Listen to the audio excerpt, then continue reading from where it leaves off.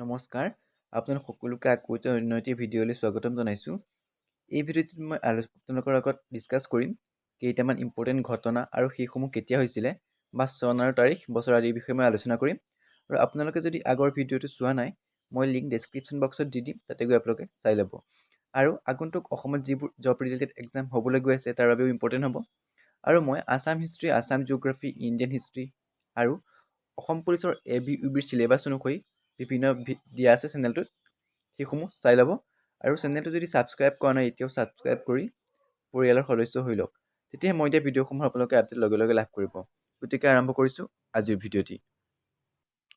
ইয়াতে প্ৰথমটো আছে নিয়ন্ত্ৰণকাৰী আইন, ইংৰাজীত ক'ব ৰেগুলেটিং এক্ট। ৰেগুলেটিং এক্ট হৈছিলে 1773 খ্ৰীষ্টাব্দত। তাৰপিছতে আছে এলাহাবাদ চুক্তি, ট্ৰিটি অফ এলাহাবাদ 1765 চনত, 1765 চনত হৈছিলে। অসম প্ৰদেশ গঠন হৈছিলে 1878 খ্ৰীষ্টাব্দত। ইয়াণ্ডাবু সন্ধি হৈছিলে 1826। মই আগৰ ভিডিঅ'টোতো আলোচনা কৰিছোঁ আৰু অসম হিষ্ট্ৰীৰ বিষয়ে আলোচনা কৰিছোঁ, তাতেও মই এইটো ইয়াণ্ডাবু সন্ধি কেতিয়া হৈছিলে তাৰ বিষয়ে মই আলোচনা কৰিছোঁ। তাৰপিছতে আছে খাচীয়া পাহাৰ ব্ৰিটিছ সাম্ৰাজ্যত অন্তৰ্ভুক্ত হয় 1833। কাছাৰ ব্ৰিটিছ সাম্ৰাজ্যত অন্তৰ্ভুক্ত হয় 1832 খ্ৰীষ্টাব্দত। বংগ বিভাজনৰ প্ৰস্তাৱ প্ৰকাশ পায় 1905 চনত। তাৰপিছতে আছে বংগ বিভাজন কাৰ্যকৰী কৰাৰ তাৰিখ নিৰ্ধাৰণ কৰা হয় 1905 খ্ৰীষ্টাব্দৰ 16 অক্টোবৰ তাৰিখে। এই ডেটখিনি আপোনালোকে মনত ৰাখিব। বিশেষকৈ নিয়ন্ত্ৰণকাৰী আইন, ইয়াণ্ডাবু সন্ধি, এলাহাবাদ চুক্তি এইসমূহ আপোনালোকে মনত ৰাখিব। তাৰপিছতে আছে স্বদেশী আন্দোলন কেতিয়া হৈছিল তাৰ সময়ছোৱা আছে 1905 পৰা 1911 চনৰ সময়ছোৱাত স্বদেশী আন্দোলন হৈছিলে। তাৰপিছতে আছে বংগৰ জনতাই শোক দিৱস পালন কৰে, কেতিয়া পালন কৰিছিলে স্বদেশী আন্দোলনৰ কাৰণে 1905 চনত। তাৰপিছতে আছে RW কাৰ্লাইৰে জাননী জাৰি কৰে 1905 চনত। জাতীয় শিক্ষা পৰিষদ প্ৰতিষ্ঠা কৰা হৈছিলে 1906 চনত। বংগৰ জাতীয় মহাবিদ্যালয় স্থাপন কৰা হয় 1906 চনত।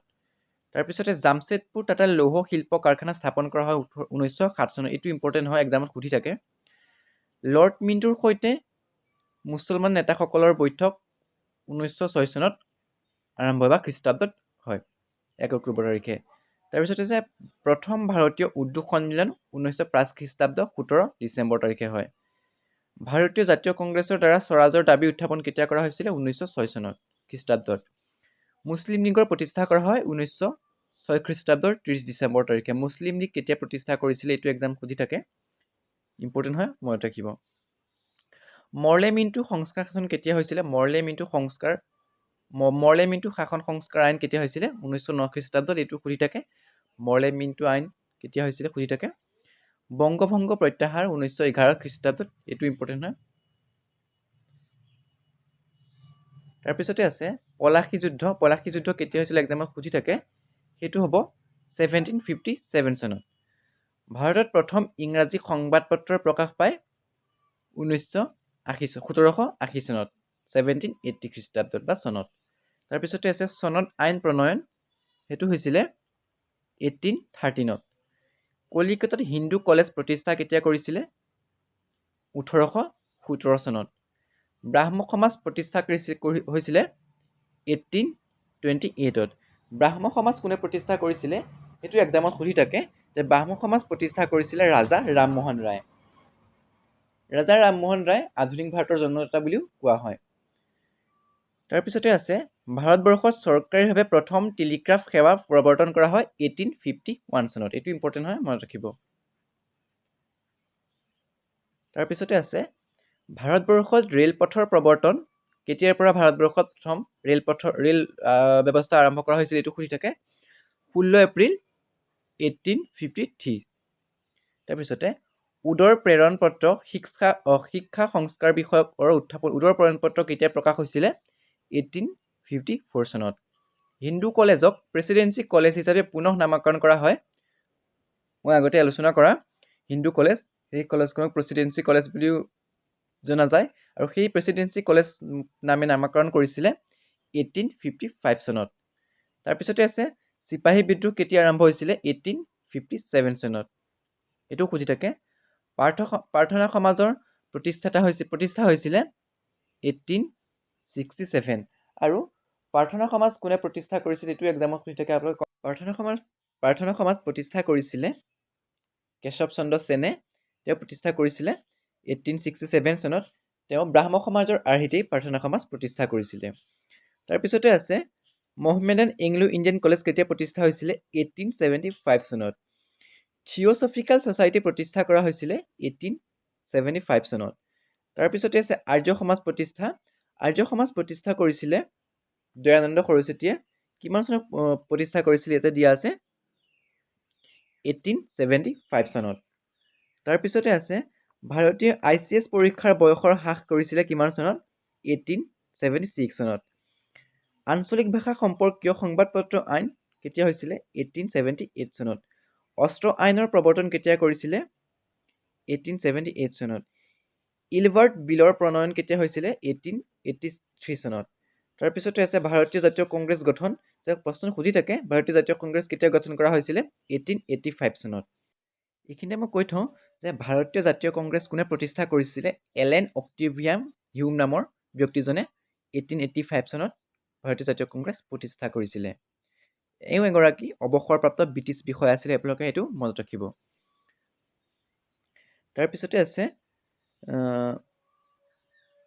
স্বামী বিবেকানন্দৰ চিকাগোত অনুষ্ঠিত বিশ্ব ধৰ্মীয় সভা অংশগ্ৰহণ হৈছিলে কিমান চনত কৰিছিলে তেওঁ? 1893 চনত। তাৰপিছতে আছে ৰামকৃষ্ণ মিছনৰ প্ৰতিষ্ঠাতা।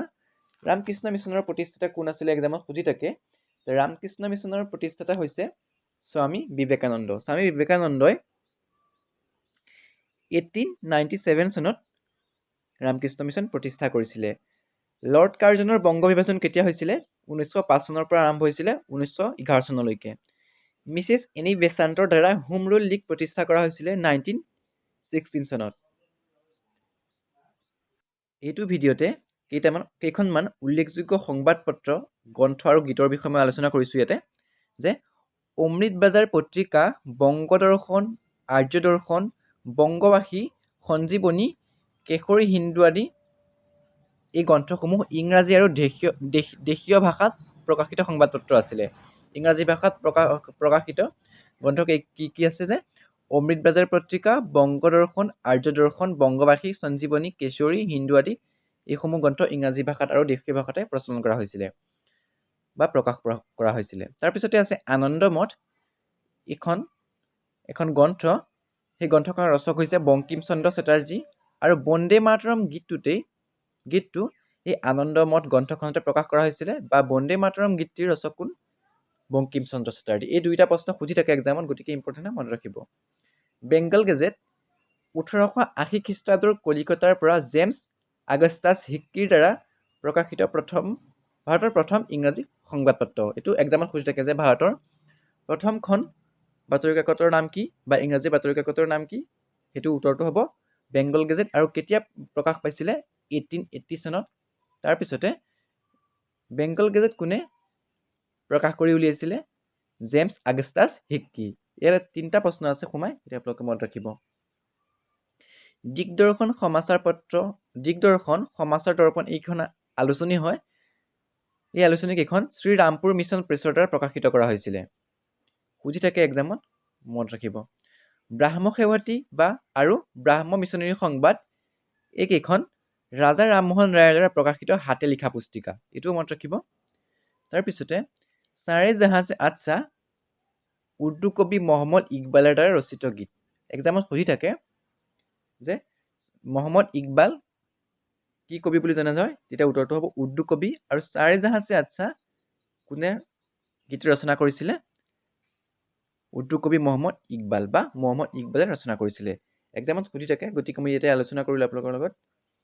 আৰু মই আৰু ভিডিঅ' আগবঢ়াই থাকিম, গতিকে চেনেলটো এনেকুৱা ধৰণৰ ভিডিঅ' মই দি থাকিম চেনেলৰ জৰিয়তে। গতিকে চেনেলটো ছাবস্ক্ৰাইব কৰি এই পৰিয়ালৰ সদস্য হৈ ল'ব।